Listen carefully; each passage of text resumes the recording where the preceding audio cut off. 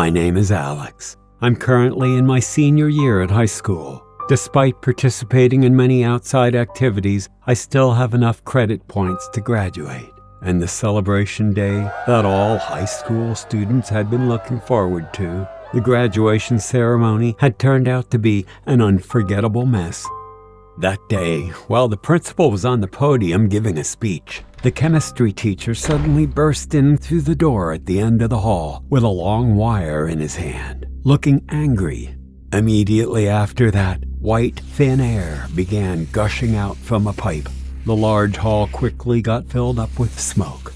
The solemn atmosphere of the ceremony was instantly interrupted. No one knew what kind of gas it was. Everyone just panicked and tried to get out. The problem was that all the doors in the hall had been locked somehow. People began to cough uncontrollably.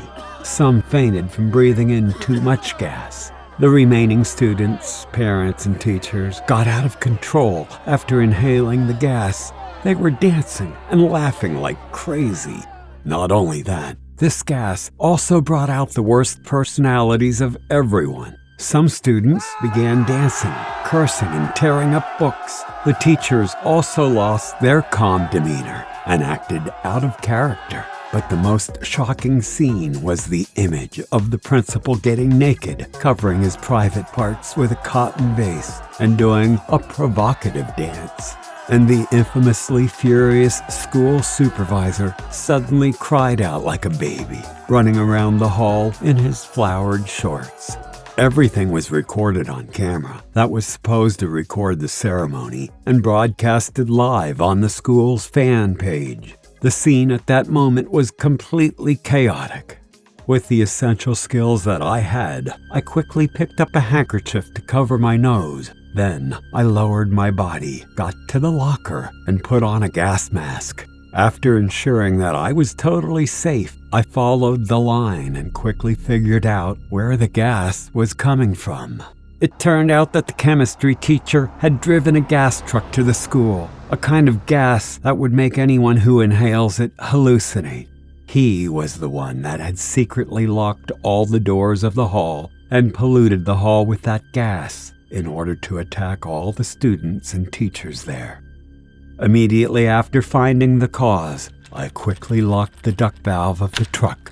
Not just that, I also found out that the chemistry teacher was busy climbing out on the 5th floor balcony. It looked like he was about to commit suicide. I rushed to his position where he was standing. Despite knowing that he was the one who released the poisonous gas into the hall and ruined the ceremony, I still tried to calm him down and talk to him. It was because of the fact that he was fired from his job for speaking out against the school due to the corruption in organizing examinations. Feeling resentful, he came up with a plan for revenge and then wanted to commit suicide. He was thinking recklessly. Since he wasn't married and had no kids and was now unemployed, he had no reason to keep on living. The gas was made up of some compounds that cause hallucinations. He didn't deliberately want to harm people. He just wanted the graduation ceremony to turn out chaotic so that the police would do an investigation to help him regain justice. Hearing his confession, I tried my best to advise him to do the right thing, and by the end, as he didn't notice, I grabbed him and pulled him backward to safety. After the teacher was saved, and by his act of carelessness, he had his teacher's degree permanently suspended and was sentenced to do public service.